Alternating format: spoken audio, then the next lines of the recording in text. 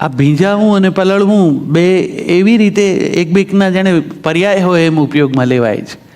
વાસ્તવમાં એવું છે નહીં. આખી રાત વરસાદ પડે ને તમારી ગાડી બહાર પડી હોય તો સવારે તમે એમ ન કહી શકો કે મારી ગાડી ભીંજાઈ આખી રાત. આખી રાત પલળી એમ કહેવાય. જે જડ હોય એ પલળે, જે જીવંત હોય એ જ ભીંજાય. પણ કેટલાકને ચામડી સાથે રેઇનકોટ મળ્યો હોય છે. કેટલાક એવા કુશળ હોય છે, બે ટીપા વચ્ચે જગ્યા કરીને નીકળી જાય અને એનું પાછું એમને જીવનભર અહંકારનું વરદાન હોય. તો આ તો જે ભીંજાય એ લોકોની ઋતુ છે. ભીંજવે એવો બીજો વિષય એ પ્રેમ છે. પ્રેમ વિશે પણ એટલા બધા ગીતો કર્યા છે. પૂછીને થાય નહીં પ્રેમ મારું ખૂબ લોકપ્રિય થયું ગીત. શીર્ષક એ જ રાખીને પછી એક પુસ્તક પણ કર્યું, એમાં ખૂબ બધા પ્રેમના ગીતો છે. પણ પ્રેમની પ્રસન્નતાની વાત છે તો પ્રેમની પીડાની એ વાત છે. અને જે ગીત લઈને હું સોમિલ શામલ પાસે ગયો અને મેં એમને એક સવારે આપ્યું, એ ગીતના મૂળમાં એક સરસ નવલકથા છે. આકાશવાણીમાં મારા સહકર્મી વિનેશ અંતાણી, વિનેશભાઈની એક અદ્ભુત નવલકથા છે. જીવનમાં કોઈ એક જ નવલકથા પણ જો વાંચવાનું નક્કી કરો તો આ વાંચજો અને ઓશીકે રાખજો. એનું નામ છે પ્રિયજન.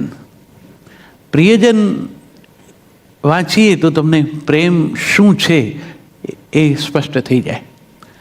એ નવલકથાએ મારા મનમાં ખૂબ બધા વિચારોની આવજા શરૂ થઈ. એમાંથી આ એક ગીત આવ્યું. એ ગીત સોમિલ શામલે સ્વરબદ્ધ કર્યું અને એક સાંજે મને સંદેશો આવ્યો એટલે હું ઘેર ગયો એમના અને હાર્મોનિયમ ખેંચીને સૌમિલે આ રચના મને સંભળાવી. આ રચના મારા અનેક ગીતો ગવાય છે, એમાંની એક મારા હૃદયની બહુ નજીક એવી કૃતિ છે. હરીન્દ્રભાઈએ એક અદ્ભુત વાક્ય કહ્યું કે કોઈનો પ્રેમ ક્યારેય ઓછો નથી હોતો, આપણી અપેક્ષાઓ જ વધારે હોય છે. એ વાત મારા મનમાં ચાલતી અને એમાંથી આ ગીત મળ્યું. હું સોલીને એની રજૂઆત માટે વિનંતી કરું. સોલીએ ખાસ આ કાર્યક્રમમાં ગીતોની રજૂઆત જરા નોખી રીતે થાય એ માટેના પડકારને ઝીલી લીધો છે. કમલેશભાઈની ઈચ્છા એવી જ હતી કે બહુ ટ્રેડિશનલી સુગમ સંગીત ગવાય છે, એના કરતાં કંઈક જુદું થાય તો. ને સોલીએ આ પ્રકારની રજૂઆત પસંદ કરી અને એમાં આ ગીત ગાવા એ પણ તૈયાર થયો છે. હું, સોલી, સૌમિલ શામલ અમે બધા બહુ નિકટના મિત્રો છીએ અને આ ગીત સોલીની દિલની બહુ નજીક છે. એટલે એણે કહ્યું કે ના, આ ગીત હું ગાઉં જ તુષાર. તો હું સોલીને આમંત્રણ આપું મંચ ઉપર આવવા. શબ્દ મારી પાસે મૂડીમાં. એના સથવારે અમે અમારી અમદાવાદ ખાતેની પ્રવૃત્તિઓ શરૂ કરી. પણ મુંબઈ સુધીનું અંતર કાપવાનું હતું. એ એટલું બધું સહેલું નહોતું અને એમાં પણ સુગમ સંગીત, કાવ્ય સંગીત, સાહિત્યને લગતા કોમ્પેરિંગના સથવારે કોઈ કાર્યક્રમ રજૂ થતો હોય અને એ સાંભળવા માટે નગરના લોકો આવે ના આવે, મહાનગરમાં તો કદાચ મુશ્કેલી પડશે. એટલે અમે કલ્પના પણ નહોતી કરી. અમે અમદાવાદ ખાતે જ કાર્યક્રમ કરીને આનંદમાં હતા. અને ત્યારે અમારા સૌના સદભાગ્યે એવું એક વિરલ વ્યક્તિત્વ, એણે આવીને છેક અમદાવાદ આવીને અમારી આંગળી પકડી અમને એમ કહ્યું કે અહીંયા તો કરો જ છો, કામ કરો, એનો વાંધો નથી, પણ તમારી જે કંઈ પ્રતિભા છે એનો પરિચય પહેલાં મહાનગરના રસિકજનો છે એમના સુધી પણ પહોંચવો જોઈએ. અને એમની આંગળીએ અમે અહીંયા આવ્યા મુંબઈમાં. કદાચ 21 જાન્યુઆરી 1982 પાટકર હોલ ને આવો જ સવારનો સમય અને અમે કૃષ્ણ ગીતોનો મોરપીંછ કાર્યક્રમ રજૂ કર્યો. ઓડિટોરિયમમાં સુરેશ દલાલ, હરીન્દ્ર દવે, અવિનાશ વ્યાસ, આપમાંથી પણ ઘણા વડીલો એ વખતે હશે તે આવ્યા હતા અને લોકોને કાર્યક્રમ ગમ્યો. મધ્યાંતરમાં મંચ ઉપર આવીને અમને નાના અમે બધા લાઈનમાં ઊભા છીએ અને પાછળ આવીને પોતાનો હાથ અમારી પીઠ ઉપર મૂકીને જેમણે એક નાનકડા એ જેસ્ચરથી કહી દીધું કે હું આ પ્રકારની કાવ્ય સંગીતની પ્રવૃત્તિની પાછળ ઊભો છું, મારા આશીર્વાદ છે તમને. એ વ્યક્તિત્વ આજે ઓડિટોરિયમમાં હોય અને એની સામે બેસીને હું કંઈ નાની અમથી આ વાત માંડતો હોઉં ત્યારે મારી મનસ્થિતિ બહુ જુદી છે. હું પુરુષોત્તમભાઈને વંદન કરું.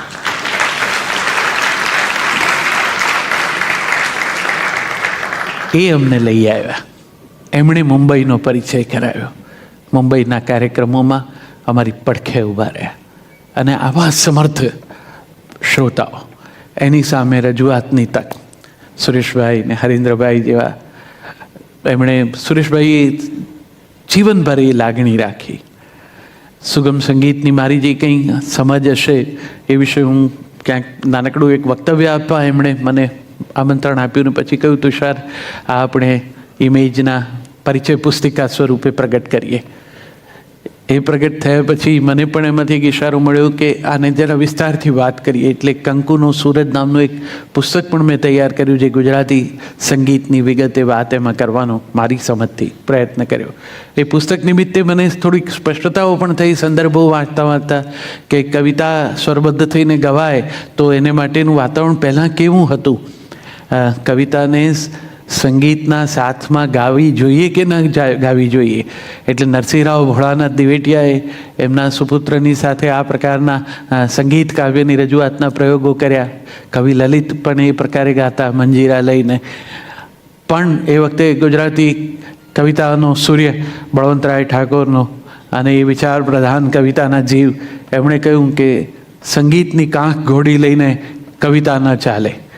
કવિતા તો એના, એ તો વિચાર પ્રધાન છે, એના પોતાના જ પગ પર ઊભી રહે. એ સંગીતની સૂરની હોશિયાળી નથી.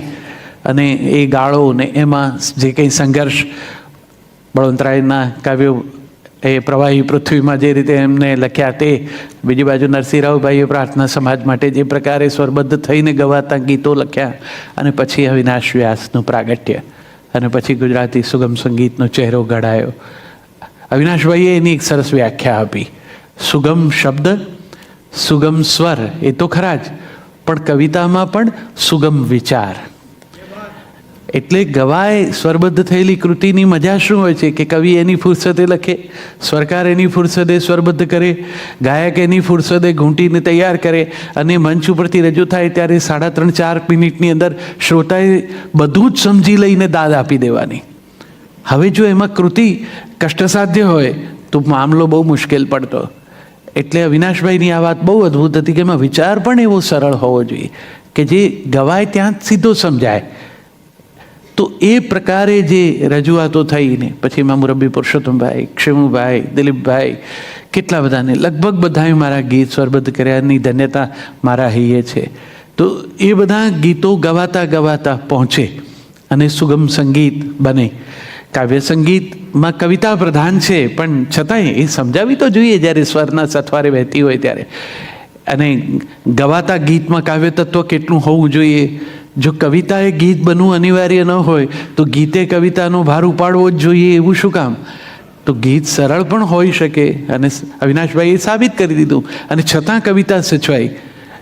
માં તારું કંકુ ખર્યું ને સૂરજ ઉગ્યો ને જગમાં હે જાણે આવી અદ્ભુત જે પરમ તત્વની ચેતના છે એણે પગ મૂક્યાની કલ્પના થઈ હોય તો આટલું ભવ્યોદાત્ત ચિત્ર એક ગીતમાં કેમ ના આવી શકે? તો એ પ્રકારે ગીતો, અને એવા ગીતો આપ સૌએ ઝીલ્યા. હું ઘણીવારમાં એ પુસ્તકમાં પણ મેં લખ્યું છે, મારી વાતમાં પણ કહું છું કે આ જે ઝઘડો છે તે થોડી કાચી સમજના મિત્રોનો જ છે. બાકી અવિનાશ વ્યાસના ઘેર ઉમાશંકર જોશીનું સરનામું પૂછાય. અવિનાશભાઈએ જ એવું વાતાવરણ રચ્યું કે લોકો સ્વરના સથવારે વહેતા શબ્દ પાસે આવ્યા, એમને ગુજરાતી ગીત ગમ્યા, અને એમાં જેણે રસ કેળવ્યો એ ધીરે ધીરે ઉમાશંકરભાઈ સુધી ગયા. બાકી જેમની રુચિ સંગીત અને શબ્દની આ સરળતા સુધી હતી એ ત્યાં પણ રહ્યા. જેને કેવળ કાવ્ય સાંભળવું હતું એ કવિતા પાસે રહ્યા. પણ આ સમજ વચ્ચે ગુજરાતી સુગમ સંગીતના એ વાતાવરણમાં અમે બધાએ આ બધા પૂર્વસૂરીઓએ જે મજબૂત કામ કર્યું એની કેડી ઉપર ચાલીને અમારાથી જે કંઈ શક્ય હતું એ કર્યું. સુરેશભાઈને બહુ જ પ્રેમથી યાદ કરું છું. એમણે મને જે કંઈ તક આપી, ઇમેજના કાર્યક્રમોમાં પણ મારી પાસે સંકલન કરાવડાયું. તો એ આ મુંબઈ છે જેણે અમને આ ઓળખ આપી. આ મુંબઈની વાત હું કરું ત્યારે મારો એક મિત્ર અહીંયા ભાઈ અશ્વિન મહેતા નાની, એને હું ન ભૂલું. આ મુંબઈએ મને દરિયો આપ્યો, દરિયાદિલ એવા શ્રોતાઓની દાદ આપી, અને દરિયાદિલ એવો આ એક દોસ્ત પણ આપ્યો છે કે જેને કારણે હું સમૃદ્ધ છું. અહીંયા આવવાનું મારી પાસે હવે બીજું ખાસ કંઈ આકર્ષણ હોતું નથી. એ જમાનામાં આવતો ત્યારે બધું જોવાનું ને ફરવાનું બધું બહુ હરખ હતો. હવે આ ભીડ જોઈને મોડા પડી જવાય. તો પણ અશ્વિન અહીંયા છે, એની સાથે સમય વીતે તો મને ખૂબ મજા આવે છે. એટલે એ બધાથી આ ભીતરથી સમૃદ્ધ થયો છું ને એ વાત તમારી સાથે કરવા આવ્યો ત્યારે માનવીય સંબંધો માટેની મારી રુચિ એ ધીરે ધીરે મારાથી અજાણતા પણ મારી ભીતર ઘડાતી હતી. અને મને થતું હતું કે કદાચ આવનારા સમયમાં સૌથી વધુ જરૂર એ કાઉન્સિલર્સની પડવાની છે. સંબંધો એટલા બધા નાજુક, એટલા બધા અજંપ, ઘર ઘર રમતા હોય એવી રીતે જોડાતા પાત્રો, જેના રિસેપ્શનમાં ચાંદલો કરીને પાછા આવ્યા હોઈએ એના છૂટા પડી ગયાના સમાચાર બીજે દિવસે પણ આવી શકે. હજુ તમે એના ઘરે ખાધેલી મીઠાઈના વખાણ કરતા હો, ત્યાં એમણે કડવાશ અંદર વહેંચી લીધી હોય. તો એવા સમયની અંદર કોઈએ કંઈક કરવું પડશે. એવા ભાવથી મેં કલમ ઉપાડીને લાઈન બંધ કેટલાક આવા માનવીય સંબંધોની વાત કરતા પુસ્તકો લખ્યા. એનું પહેલું પુસ્તક એક એવું લખ્યું કે જેમાં એક સ્ત્રી જે હવે મા બનવાની છે એ પોતાના પેટમાં રહેલા પોતાના સંતાન સાથે વાત કરે છે. પુસ્તકનું નામ છે પગલાં વસંતના. તો આજે મારા પ્રોઝનો પણ થોડો પરિચય થાય એવું આ બધા મિત્રોની લાગણી પણ હતી. તો અહીંયા આપના થિયેટરના બે સરસ કલાકારોએ એ જવાબદારી ઉપાડી છે. હું બેન રિંકુ પટેલને આમંત્રણ આપું પગલાં વસંતમાંથી થોડુંક પઠન કરવા માટે. તું મારી અંદર છે એનો પહેલો અનુભવ, તારો જીવંત ફફડાટ. એક ક્ષણ માટે હું ડરી ગઈ, પણ પછીની ક્ષણો જાણે ધન્ય ધન્ય. આપણા જ શરીરમાં એક બીજું શરીર આકાર ધરી રહ્યું છે, એક બીજું હૃદય ધબકી રહ્યું છે. એનો અનુભવ અવર્ણનીય છે. હું ગર્વ અનુભવું છું, હું પ્રસન્ન છું, હું સર્જક છું, હું માં છું. પિતાને પરમ તત્વે આ અનુભવથી વંચિત રાખ્યા છે. સંતાનના જન્મના કારણરૂપ એવા મા અને બાપ બંનેમાંથી આ સતતનું સાનિધ્ય માણવા એણે મને પસંદ કરી છે. એના કારણમાં સ્ત્રીની ધીરજ અને સહનશક્તિ બંને છે. સ્ત્રી સહન કરી શકે છે, સ્ત્રી ધીરજ ધરી શકે છે, અને બાળકના જન્મ સુધી અને તે પછી પણ આ ક્ષમતા જ એને મદદે આવે છે. પુરુષ પાસે એ નથી. એ ઉતાવળિયો છે, આવેશમય છે, એ ક્ષણોમાં જીવે છે. એને આવું સાતત્યપૂર્ણ સાનિધ્ય ન સોંપાય. એ ગમે ત્યારે કંટાળી જાય. પિતા પોતાના સંતાન સાથે પણ પોતાને અનુકૂળ હોય એવાને એટલા સમય જ રમે છે. એ સિવાયની આવી જવાબદારી એને ગમતી નથી, બંધનરૂપ લાગે છે. ને એક બાળકનું આકાર લેવાથી માંડીને પ્રગટ રૂપ સાકાર થવું ને એ પછી એનું ઉછરવું એ કશું જ ઉતાવળે નથી થતું ને. એમાં આવી અનુકૂળ ઉપસ્થિતિ તો ન જ ચાલે ને.